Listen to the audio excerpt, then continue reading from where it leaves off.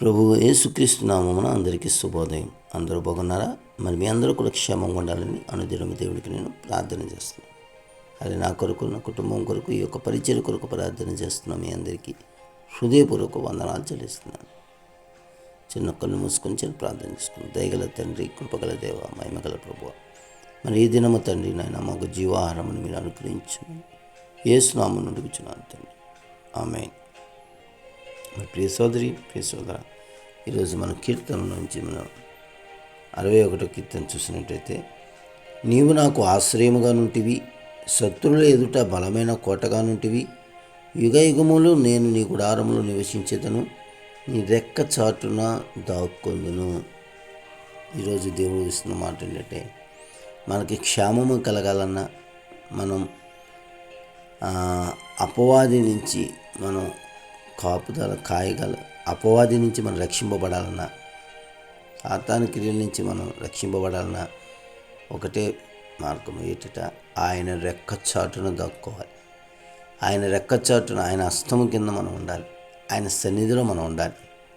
సోదరి, చాలామంది సన్నిధికి దూరం అయిపోతున్నారు. ఆయన రెక్కచాటున ఉండట్లే, ఏమండి, ఆయన కాపుదల్లో ఉండట్లే.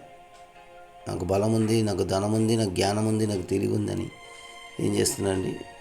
లోకంలో కలిసిపోతున్నారు, భ్రష్టులు అయిపోతున్నారు.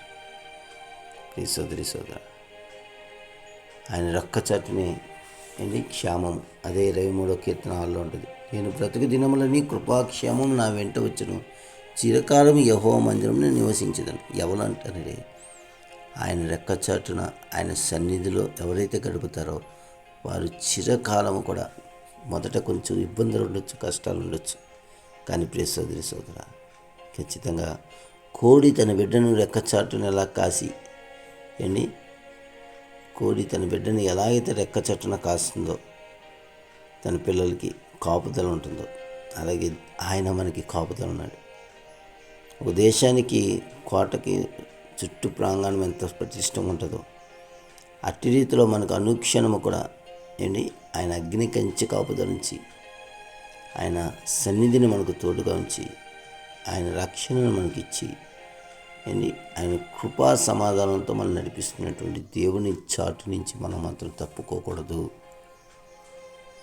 ఈరోజు దేవుడు మాట్లాడుతున్నాడు, నా రెక్క చాటు నువ్వు దాక్కో, నీకు కావాల్సిన సమస్తము కూడా కాపుదలగా నేనే ఉన్నాను, నా ఎద్దుకు రండి అంటున్నాడు.